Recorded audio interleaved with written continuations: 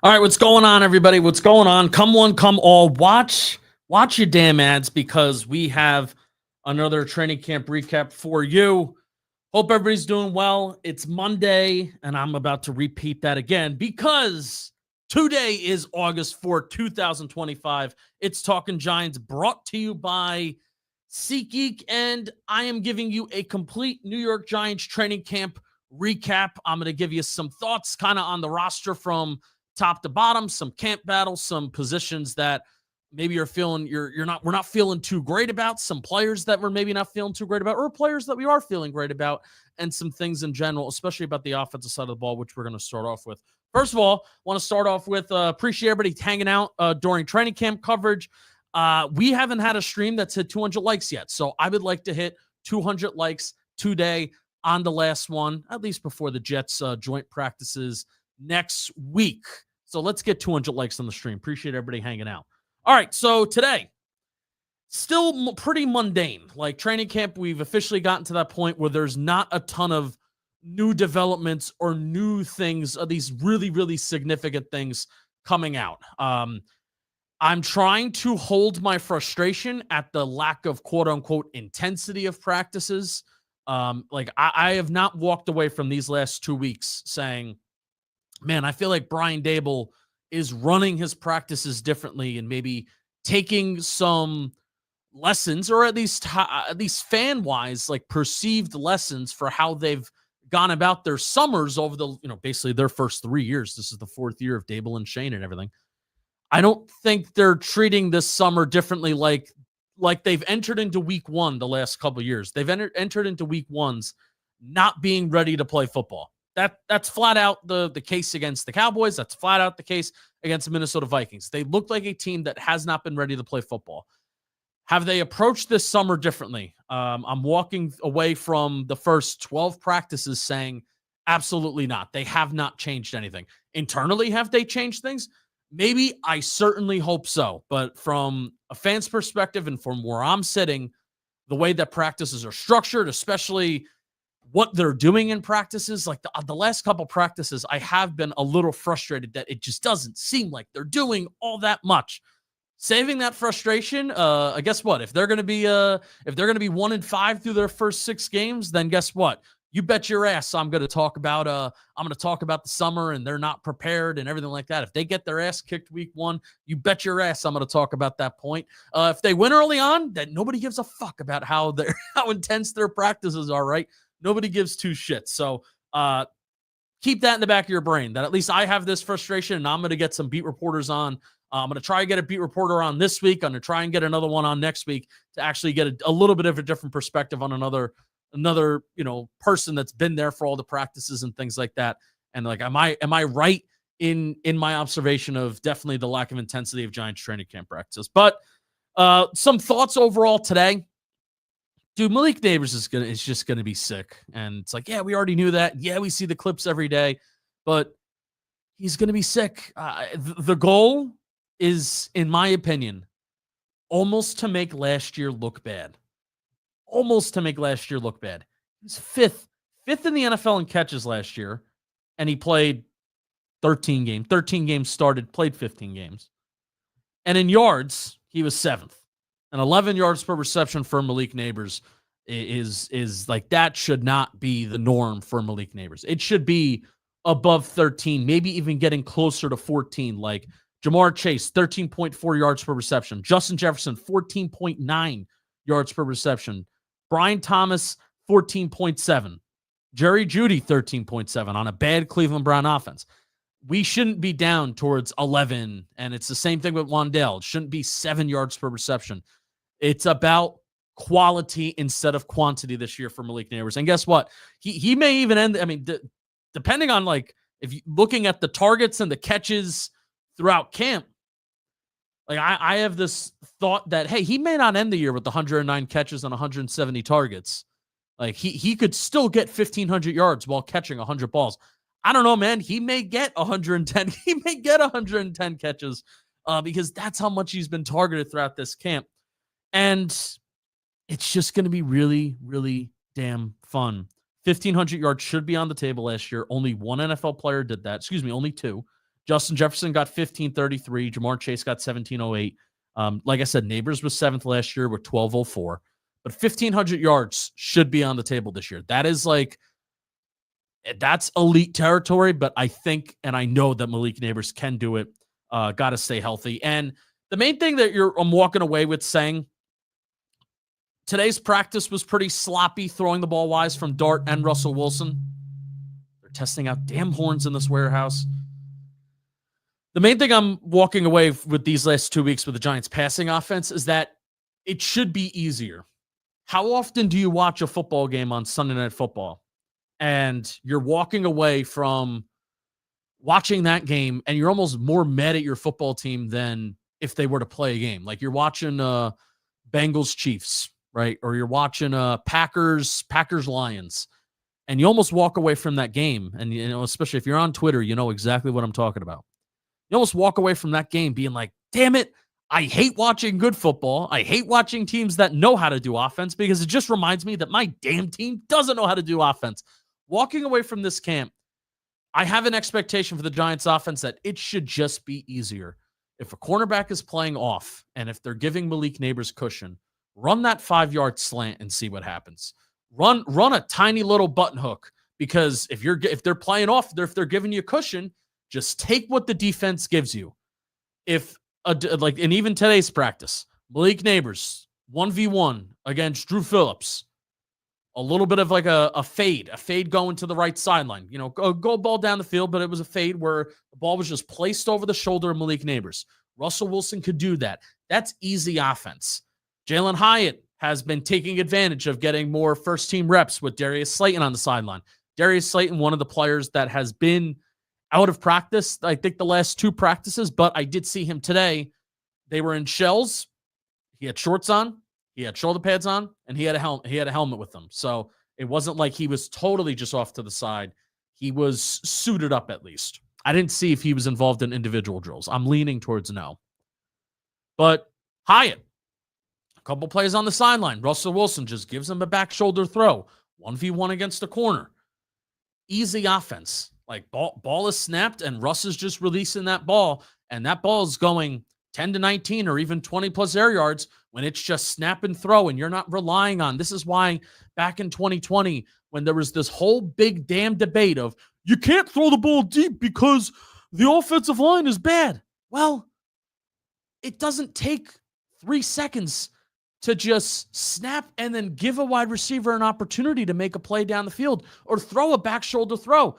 Russell Wilson, his quick game is his deep game.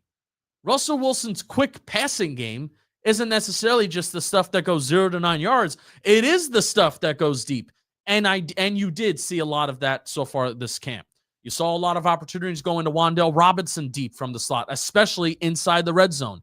He's getting these slot fades. He's getting these opportunities to catch the ball down the field and even in the end zone, not just shy of it. And then he has to make somebody miss with yak.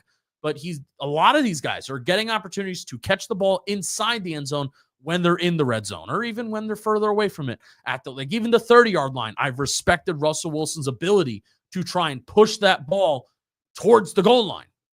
And I think that's been one of the things that's just been missing. Why is Daniel Jones's passing touchdown so low? Why is everything so low passing touchdown wise to begin with, even before the Brian Daboll era? It's because we're not prioritizing throwing the ball and pushing the ball in the end zone. Everything is just short of it. And then we have to push our way in. Peyton Manning talks about that all the time on Manningcast. So passing and offense should just get easier for the Giants this year. That's been one of the main takeaways. Hyatt, like I said, had a nice back shoulder catch today. Two really nice throws to Malik Nabers. Well, one of them wasn't even a nice throw. One of them, Malik Nabers had to totally stop his momentum as he's kind of going towards the sideline by the numbers. And he's got to go up and he's got to pluck that ball out of the air from Russell Wilson. So we know that Malik Nabers is going to be sick. And I think for both Nabers, I think Wan'Dale is going to be part of this too. It's going to be quality instead of quantity. That was my hope coming into camp. I'm walking away from camp saying I'm confident that that's going to be the case this year. And then even Jalen Hyatt, if he can get work, if Darius Slayton's whether Darius Slayton's in there or Darius Slayton's not in there, if Jalen Hyatt can get work and be a sideline merchant, That's fine coming from a wide receiver 4. Is that totally what we expected Jalen Hyatt to be? Maybe we, at this point in his career, we definitely wanted him to evolve into more, but if he could be a sideline merchant and beat guys deep or even just catch these back shoulder fades, that would be cool for Jalen Hyatt this year. But there's already 3 wide receivers in front of him that are reliable in their own right, and pretty damn good in their own right if used effectively. So what else? Let's move to the offensive line. And this is more or less notes overall for the offensive line. And again, please like the stream. Appreciate everybody hanging out. Before I get to the offensive line, I want to talk to you about something because I have to talk to you about SeatGeek. How about SeatGeek before I get to the offensive line? I'm going to talk about the Evan Neal dilemma, Jay Kubas, Marcus Bowe, maybe even, I don't have Aaron Stinney thoughts, but I just threw Aaron Stinney out there. This recap is sponsored by SeatGeek. The MLB playoff chase is on. Football season around the corner. The Giants are playing a preseason game this Saturday. Get pumped at 1 p.m. I kind of hate that. But with SeatGeek, the MLB's official ticket marketplace, your tickets are fully guaranteed and instantly fulfilled in your account after purchase. If you were at that Bristol Motor Speedway game, that kind of looked really, really sick from the MLB. They didn't make fun of NASCAR, which was nice. They actually kind of respected it. It wasn't just a joke to them. It was a really cool event. And there are more than 70,000 events listed on SeatGeek, including concerts, sports, festivals, and so much more. Right now, you get tickets to baseball games, NBA, and NHL. Not to mention, of course, there's tons of other concerts and other events, too. Just look for the green dots because green means good and red means bad. You know we came through for you guys. You can use code GIANTS2025 for 10% off your next set of tickets at SeatGeek. That's 10% off any tickets with promo code GIANTS2025. Thanks, SeatGeek. Appreciate you, SeatGeek. They bring you the show. They've been with us for quite a while. All right, let's get to the offensive line. As the pads have come on, the Evan Neal hype has died down a little bit. He continued today. So Greg Van Roten was back at practice today. Congrats on the sex. He had a kid. He himself birthed that kid. So Greg Van Roten back from the paternity leave, the paternity list. So Evan Neal continued to kind of filter in and out at times at guard with the first team, but he was primarily back with the second team today. And this is like a double-edged sword because the interior defensive line depth that the Giants have is bad. That's probably the biggest takeaway from camp weakness-wise. Like what part of the Giants roster is weakest right now? It is the interior defensive line, and then that immediately brings your attention to the run defense and the lack of run defense, right? But we'll talk about that in 1 second. Evan Neal going up against some of these interior defensive linemen, and okay, he'll look good some plays, but then there are some plays where even like Darius Alexander, who's looked slow, beats him off the snap, right? So I am really excited to see Evan Neal go up against other football players that aren't the bad Giants interior defensive linemen. You really haven't seen, I don't know if there's been a single rep so far this camp where Evan Neal's gone up against Dexter Lawrence. Dexter Lawrence actually today started to get ramped up in team drills. There was a couple team periods where he was in for the first play, and then they would yank him. And then as practice kind of went on, okay, well, he's in for the first 3 plays, and then they would pull him. So Dexter Lawrence in team drills, he's starting to get ramped up a little bit, which that was good to see. I don't even think he needs it all that much, but still just good to see as a guy's rehabbing from elbow surgery and things like that. But so there hasn't even been one play where Evan Neal goes up against Dexter Lawrence. And there are Evan Neal in 1v1s, largely looks pretty good. I don't even know if he's gone up against Abdul Carter, which Abdul Carter has been the guy that's lined up on the interior that's given interior offensive linemen the most fits. I think there actually was early on Evan Neal. So I do take that back. I think early on, like last week when they first put on the pads, maybe there was a rep or two where Evan Neal goes up against Abdul Carter and he looks okay and he looks decent. Here's the thing with Evan Neal. He needs to win at the snap and at the point of attack. If he gets his hands on you at the point of attack, at the snap, and if he is in good position, he's going to win and he's going to look decent, whether that be, especially as a run blocker. I think that's coming to him much more naturally, which that came to him a lot more naturally as a right tackle too. Jermaine Illuminor talks about how, they move double teams very well together. They move as a tandem up to the secondary level very well. But quick moves at the snap, quick moves at the line, lateral movement, that's going to be the shit that Evan Neal is going to struggle with. And if he can go up against another defensive tackle, I almost don't even care who it is. If he can go up against another defensive tackle and he plays, I hope he plays a good amount in the preseason just to see what he can do, and he looks okay, that will continue to give me hope. But this Giants defensive line depth is just so bad. I mean, forget what they're supposed to do well is run defending. Roy Robertson Harris, Jeremiah Ledbetter, sure, put Darius Alexander in that mix. Nacho. Sure, they're supposed to be good run defense, but they just provide absolutely nothing as pass rushers. We knew that coming in, but damn, it's bad. There was a play today. Darius Alexander was an interior defensive lineman. Maybe Ledbetter was in there too. But Jackson Dart was the quarterback with the second team. And it's like, damn, man, holding on to the ball has time. And in my head, I try and keep track of, is this a sack? Is that not a sack? Who gets the sack? But in my head, I'm like, Jackson Dart has like 10 seconds to throw the ball, but I can't even call it a sack because everybody's just standing there. Nobody is trying to make a move or go to a secondary move or try and nothing, man. Nothing. So very, very frustrating with the interior defensive line.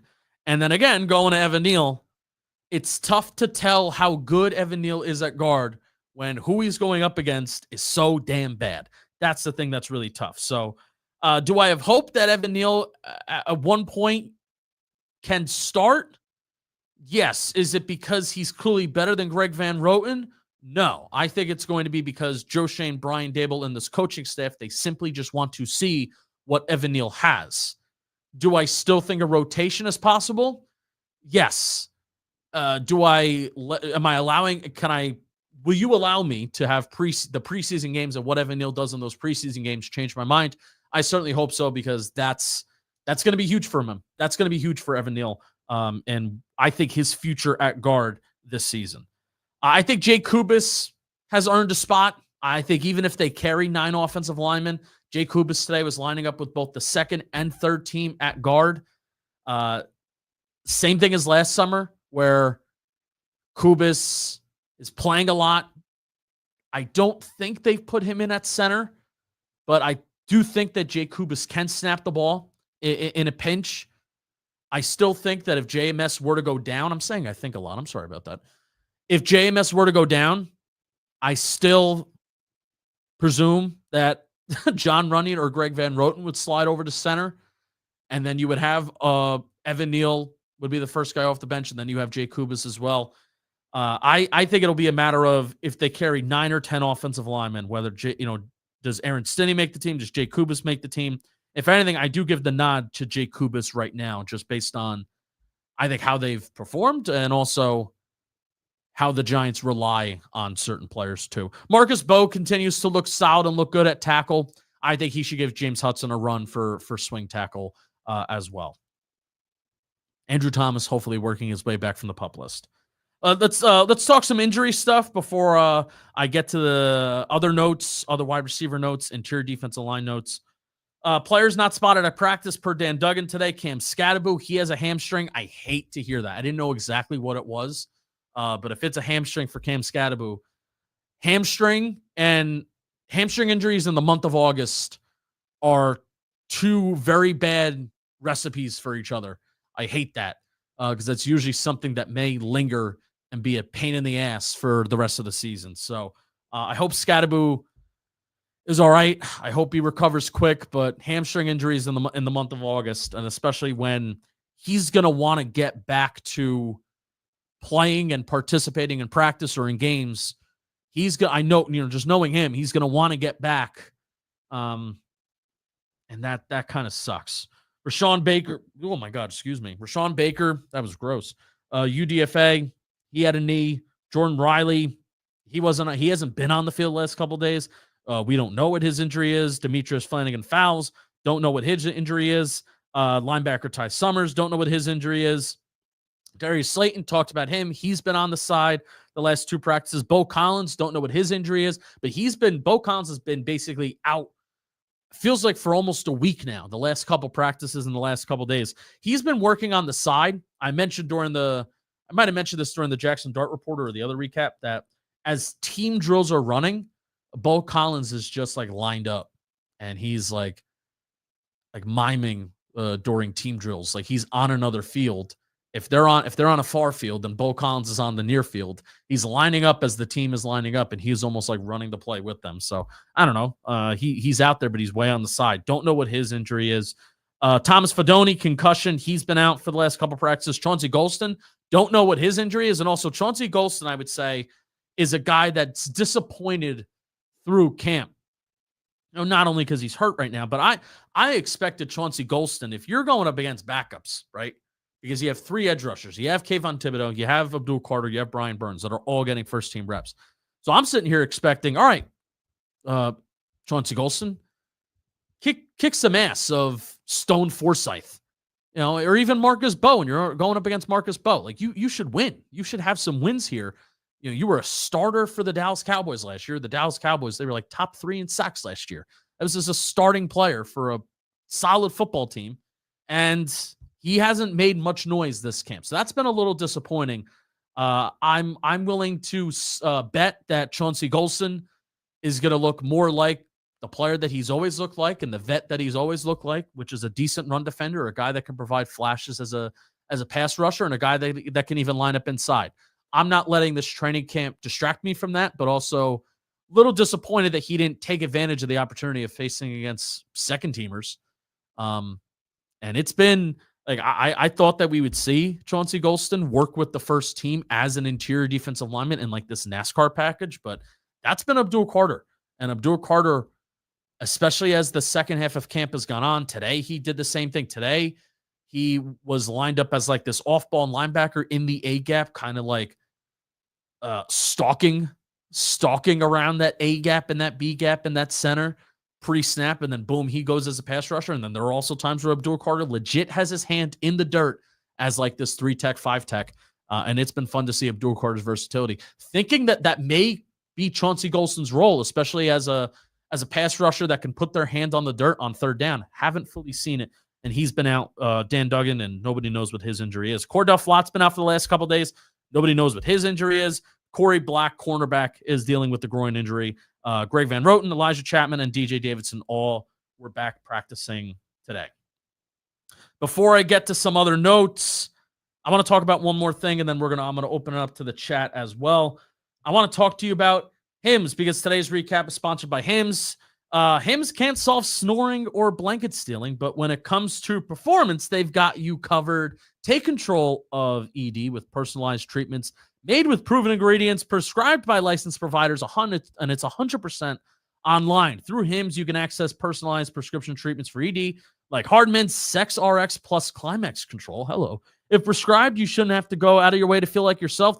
Hims brings expert care straight to you with 100% online access to personalized ED treatments that puts your goals first. To get simple online access to personalized, affordable care for ED, hair loss, weight loss, and more, visit hims.com/giants. That's hims.com/giants.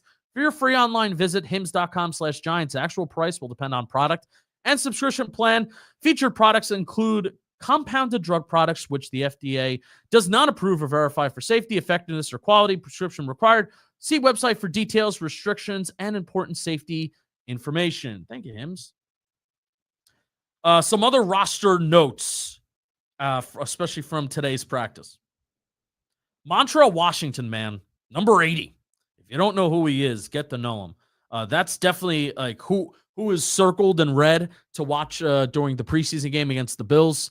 Montrell Washington is going to get some run, you would think, with the wide receivers.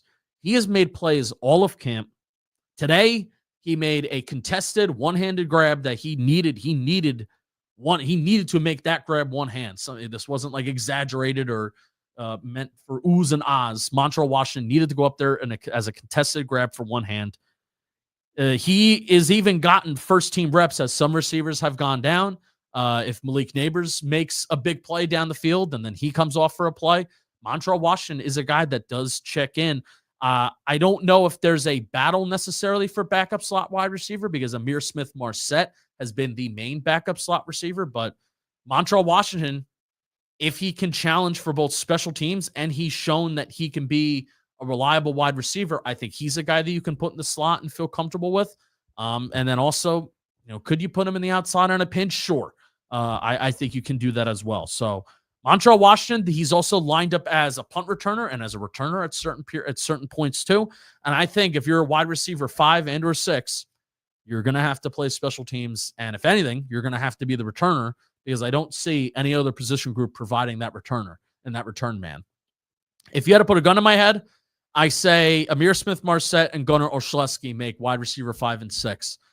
Gunnar can do different things on special teams, not just be a returner, but also him and Amir Smith-Marset can be the 2 kick returners, and then bam, that's your kick returner, and then Amir Smith-Marset, or even one of them or both of them, depending on who's hot, can be the punt returner, right? But Darnell Washington, I think he can also be a return man as well. If they feel that much better about Darnell Washington as a receiver, then keep him. Like, if this is a guy that can also play special teams, if he can catch a ball, if he can back up Amir Smith-Marset as a return man, then yeah, keep the guy that you maybe feel like can provide somewhat of an X factor for you at wide receiver. So I'm not overly...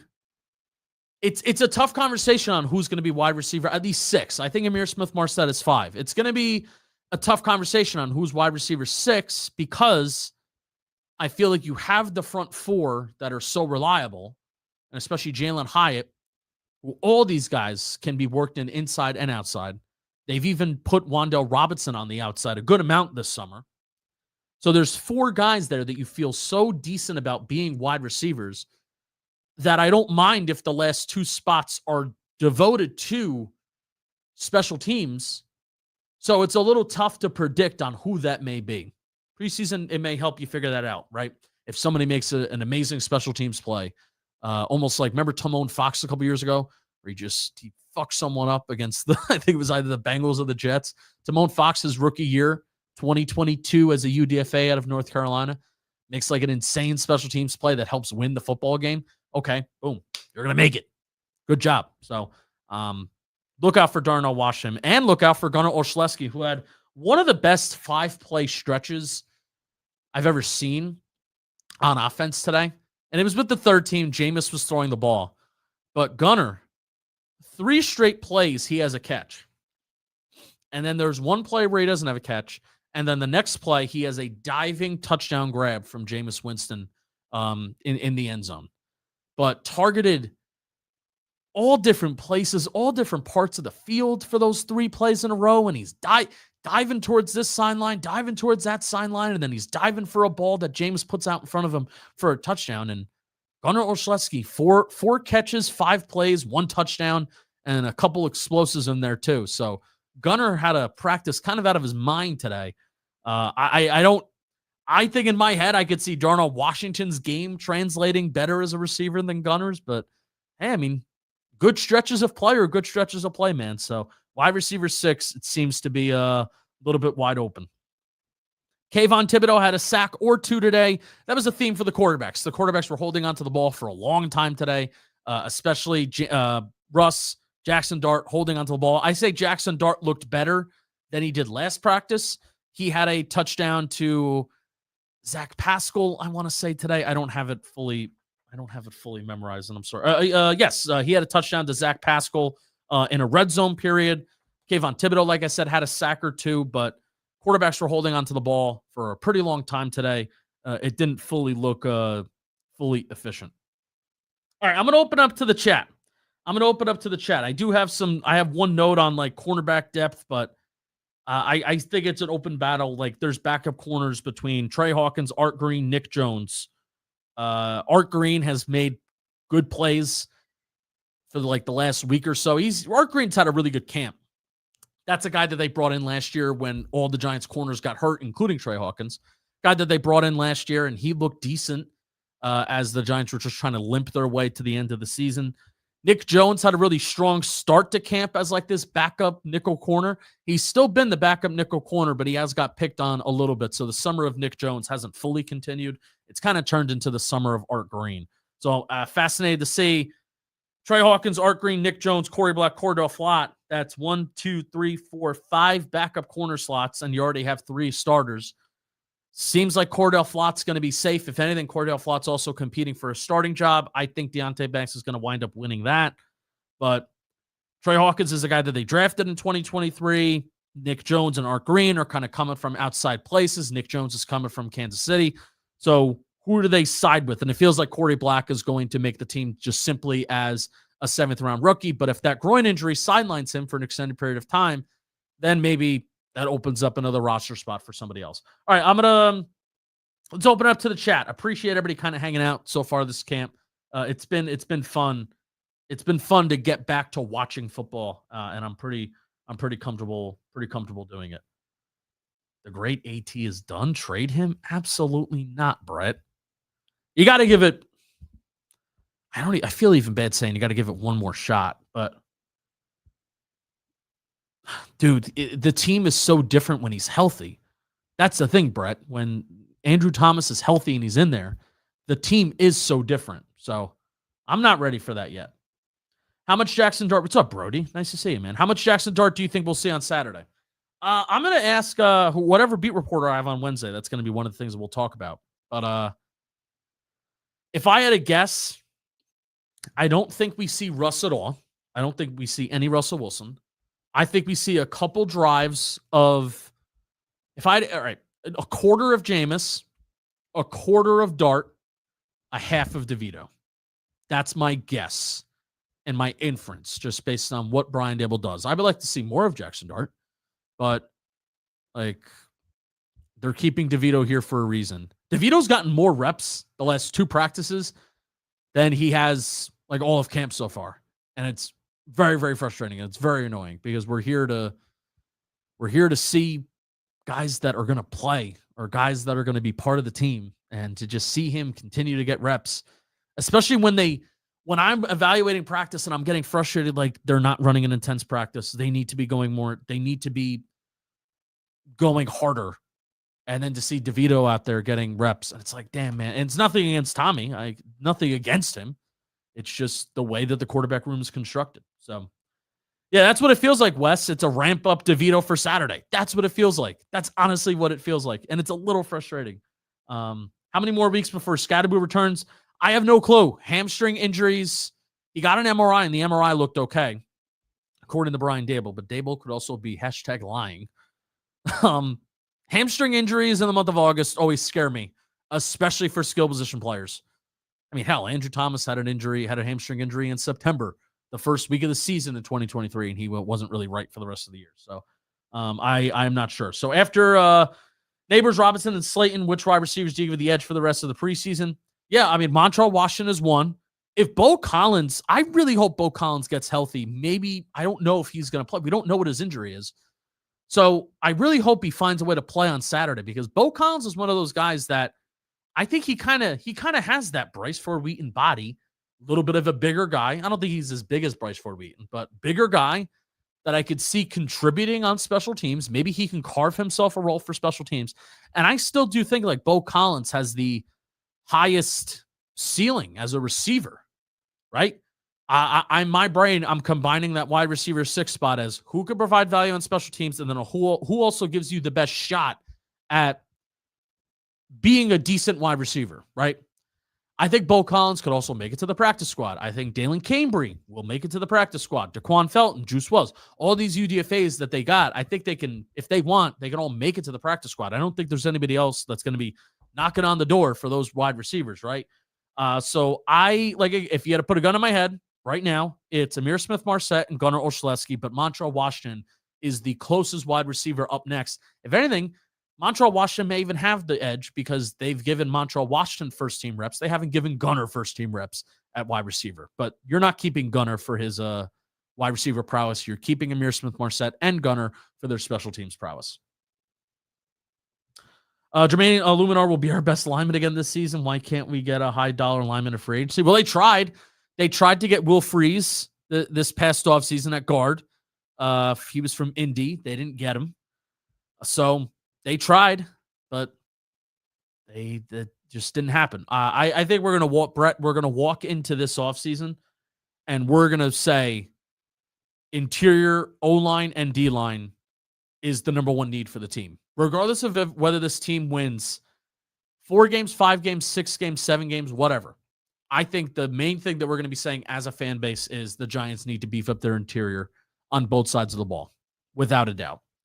And it is a little frustrating that they didn't do that basically at all the last 2 years. Darius Alexander at 65, sure, but I think there maybe could have been opportunities to do that. Let's see. Jackson's hyped. I love that you're hyped, Jackson. I'm hyped too. I'm hyped to see them go out there. I mean, hey, Jameis Winston, Jackson Dart, and Tommy DeVito are the 3 quarterbacks that are going to be playing backups against the Bills. That should get you pretty excited. Those quarterbacks should operate an offense pretty damn well. It shouldn't just be a cookie cutter offense. Like, they should get it, especially Tommy. Like, Tommy should be leading that charge, man. He's been in this offense for a couple years. Jeff, why? This is actually a good question. Why do we care about what we saw at training camp? Dable historically does something completely different than what we saw at camp. I think that's the issue. I think that's the exact issue, man, is that Dable, I don't want to say Dable has done, but I just think where the team ends up offensively is completely different from what they've done in camp. I think that's the issue. I also think this could be quarterback driven, right? Where they have tried to beg Daniel Jones to be more explosive and to be a different type of quarterback than he is. But they couldn't get that out of him. So now they have guys on the team that can do that. So now the expectation is for offense to look easy, like I was saying at the beginning of the episode. Offense to look easy. If there's opportunities to convert plays down the field, let's convert them. Let's put the ball out in front of our wide receivers. Let them make a play. If there's back shoulder throws to be had, Daniel Jones never. I mean, that was, back shoulder city is what you're bringing Kenny Golladay in here for. Did Kenny Golladay get one back shoulder opportunity with Daniel Jones as quarterback? I don't fucking think so. I think the first one that he got was with Jake Fromm during that damn Cowboys game in 2021. So that's just not who DJ is, but they tried to make DJ into the quarterback that they wanted him to be, and that didn't happen. So that's why I think the offense looked different. Now, the Giants organization, Giants fans, and I think everybody, we're hoping that it was just the quarterback. That's at least the bill of goods that they sold John Mara, right? Why should Brian Dable keep his job? Well, we finally got that guy out. We finally got number 8 out. We finally got a quarterback room that we crafted. So let's see what we can do. So, and I think training camp matters because this team has been woefully unprepared to play football. Forget the quarterback. The team the last 2 years has been woefully unprepared to play football. So why is it important to look at training camp? Because this is the time that you're getting ready to play football in September and October. So if we're walking away from training camp being like, I feel like the intensity wasn't there again, which I'm certainly saying that. I'm not sure what other people are saying. If we're walking away saying that, then maybe that's a little bit of pause for what we're going to see in September and October. And every single year, the season has basically virtually been over in September and October. So, Jeff, it's a good question, but I still think it matters 100%. Play out your practice. I agree, Wes. I agree. I know it's early, but what position do you guess we would add from the waiver wire since we were picking 3rd? Interior D-line? Probably. Right now they need another running back because if Cam Skattebo and that hamstring injury is going to be out for a while. They did sign Ward from Kansas City. Guy has like 20 career carries. I don't really know who he is, but they just needed another body with 2 running backs out, UDFA out, Cam Skattebo out. So they may, if Cam Skattebo, that injury is going to keep him out for a long time. Eric Gray, no sign of return from the pup. So they may get a running back from the waiver wire, interior D-line, safety. Who is that guy that we picked up from the safety that we picked up from the Titans? I'm having trouble remembering his name. He's a decent player. Kayvon Wallace. So Kayvon Wallace, I haven't seen too much of him. It's basically been like Raheem Lane. That's been the number 4 safety right beside Dane Belton. Maybe that's a position that they want to go after with the waiver claim, but I don't think it's any I don't think it's anything crazy.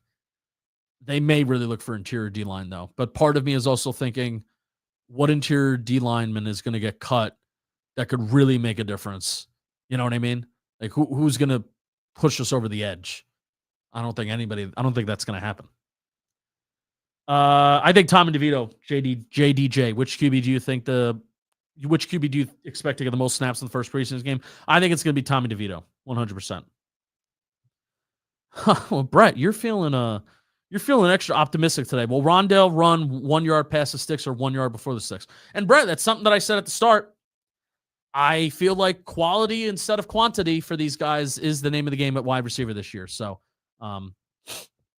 even Wandale has been targeted down the field so far this camp. It hasn't just been the quick stuff, 0 air yards and just 7 yards per reception for Wan'Dale Robinson. I'd be pretty surprised, based on how this camp has gone, I'd be pretty surprised if that's how Wan'Dale Robinson's season goes this year. So, any surprise cuts or players making the roster, you think? Any surprise cuts?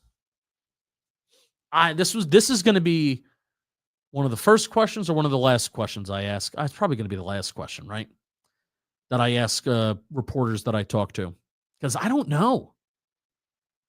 A surprise cut would be, it's still in the back of my brain that Bobby Okereke. It's weird. It's still weird stuff. Bobby Okereke finally spoke in like a team-sanctioned presser, which was nice. Because we went all of camp where Bobby Okereke didn't speak. He didn't speak to the media. When a ton of players, and Research Rick always keeps track of this, NYG fan in Charlotte on Twitter, all these different guys, including like UDFAs, are talking to the media. And Bobby Okereke didn't yet. And there was just weird vibes through spring with, effort with Bobby Okereke, and he was kind of injured and in and out. I hope he makes it. I think he will make it, but that would be the surprise. That would be the ultra surprise cut of Bobby Okereke, especially considering there's no other interior linebacker on the team. So I hope that relationship still isn't weird, like a lot of people were talking about in the spring. I hope it's not. Any other surprise cuts? This is a good question. No, because I kind of think this roster is mostly set. Would Daniel Bellinger be a surprise? Because the team saves $3 million if they cut him, even though I do think they're going to carry 4 tight ends. 100% think they're going to carry 4 tight ends.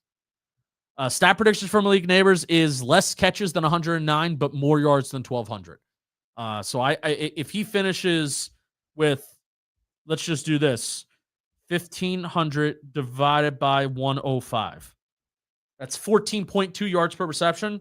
I could see that. So even if he doesn't get 109 catches, he could finish the year with 105 catches, get 1,500 yards. That's 14.28 yards per reception. That's where I can see Malik Nabers ending the year. I mean, even if he gets probably maybe 13 yards per reception is more realistic, but that's where I see it ending up. Maybe less catches, but more yards. Any Kafka takeaways? How's the amount of motion? I'll tell you what, Doug. Nice to see you, Doug Analytics. The motion hasn't been eye-popping like it's been the last couple years. Like, they would run orbit motion a shit ton in practice, in training camp, and I would get so excited by it, and then they would never do it in the game. So the motion hasn't been like, oh my God, look at all this pre-snap motion, or at least I haven't seen it. But inside the red zone, you're starting to see Mike Kafka stuff. They did the Y leak play yesterday to Daniel Bellinger. Saturday. Saturday, they did the Daniel Bellinger lines up at fullback, and he runs basically a wheel out of the backfield. And Daniel Bellinger is able to get the ball thrown to him down the field as a fullback, as this H-back. That's what they did in 2022. It worked, and I'm glad that they may go back to it. They're really practicing this Theo Johnson underhand toss inside the 5-yard line, just like they do with Travis Kelce in Kansas City. Russell Wilson kind of rolling to his right slightly a little bit, and then as he's rolling to his right, plants his foot in the ground, underhand tosses it to Theo Johnson. So that has happened throughout camp. You saw it the first week. They were practicing that today during walkthroughs as well. So you're going to see some Mike Kafka different stuff, I think, inside the red zone that will hopefully get them back to what they were doing inside the red zone in 2022, where they were like a top 5, top 3 team inside the red zone. Have you looked into? No, I haven't looked into any free agent defensive tackles now, because unless like, is there a case where, remember a couple years ago in Washington where we were talking about like John Ridgeway and Fedarian Mathis are on the same team that Daron Payne and Jonathan Allen are on? Like, remember that stacked Washington defensive tackle room that they had a couple years ago? Is there another room in the NFL that's stacked that all those guys may not make it? I'm not sure, but any guy that gets cut, are you going to be an upgrade over Nacho, who's already been in the league for however many years? I really don't think so. Will they add somebody? Probably. Will they realistically be a difference maker than Nacho, who gets a couple million, and then Roy Robertson Harris, who gets more money than that to be a run stuffer, and they're not even that good at it? I don't know. You're probably not going to find a. Maybe they will. Maybe they will get lucky, like Dennis Hickey and this Giants pro personnel department. They're pretty damn good at this when they have priority and when they have waiver control over it. I feel like they're almost better at that than drafting. I am not going to any away games this year, unfortunately. It's a whole thing with getting hotels, and I would have to live stream after. So, wait, that's a lie. I'm not going to any Giants away games this year, but I may be going in the month of December to a Chiefs game for a work trip. So keep an eye out for that. Anthony, what's going on, man? Nice to see you. You've been to all of Dable's camps. Is there something you've seen from this camp that is materially different, but an organization, culture, intensity that translates to more success? No, and that's the scary thing. Outside of talent, they are more talented. Outside of Russell Wilson is just a pro's pro. Outside of Jameis Winston is a pro's pro. Outside of Jackson Dart is a developing quarterback, which we haven't had these things, right? Oh, Tyrod's a pro's pro, sure, but I don't think on the level of Russ is, right? But not structurally, it hasn't felt different. If anything, last summer did feel different. And that's why I'm really excited about the Jets joint practices too, because it'll be the first time that they go up against somebody that isn't themselves in a practice setting. Aaron Glenn, coming from the Lions mindset of what we saw last year and what we've seen basically the last couple years that the Giants and the Lions have had a joint practice with each other. We've always walked away from those practices saying, damn, the Lions know how to run a damn practice. That's been one of the things that we walked away saying. And we'll see how Aaron Glenn runs his practice and how it's different from what Brian Daboll has done. And I think it's going to be different. I think it's going to be more intense. I think you're going to hear more pads popping, right? So I am not walking away. I wanted to walk away from seeing all of this, open to the public session being like, I think Brian Daboll is running a different training camp. I do not feel like he's running a different training camp. If anything, it's softer than it was last summer. It is softer than what it was last summer. So that's basically it. Josh, I'll leave it with you. My wife and I are traveling to New York from Tennessee in September. I'm hoping to catch my first home game while I'm there. Will there be a tailgate for the Chargers game? As of now, I'm going to say yes. We haven't formally announced anything yet, but it is my goal in the early part of the season to run some tailgates in L16. And whenever that is announced, I want it to be announced soon. I don't want it to be first week in September and we put out tailgate tickets. I don't want that. So, all right. So appreciate everybody hanging out. I'm going to wrap it up there. This camp has been good to get back in the swing of something that I'm comfortable in. Like I remember in 2018, 2019, when I first started this, I would come to camp and I would live stream and I would bring my handheld mic that would plug into my phone. And that's kind of how I first got a little bit of momentum when I was doing Bleeding Blue. And now we're here a couple years later, still doing the damn thing. So these last couple months, they've been a little difficult. They've been a little hard getting shit from people that I feel like I don't necessarily fully deserve it, and trying to just keep my head down and keep going and keep working. I appreciate everybody that's here. I appreciate everybody that's still with us.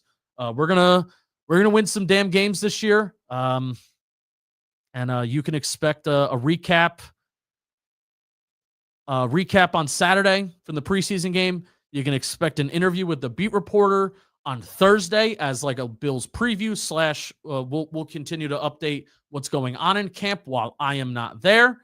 And next week, or not next week, August 5th, tomorrow, I'm launching a new channel tomorrow. It's called Check Down Football. If you want to look it up and you want to try and find it, I don't know if it's going to pop up right away, but Check Down Football. Check Down is all one word. I'm launching a new channel, and it's going to be something that's mine. It's going to be mine only, and I'm actually going to be giving away both of my preseason tickets, Section 315, 2 tickets to 2 games. I'm going to be giving away both preseason games. If you want to go check out Jackson Dart, I actually think it's a hot ticket. I'm going to be giving away 2 tickets at a parking pass as a giveaways to launch the new channel. So keep an eye out for those announcements. I appreciate all of you. I appreciate everybody. Let's go Giants, and I'll see you later in the week with an interview from a beat reporter. Let's go.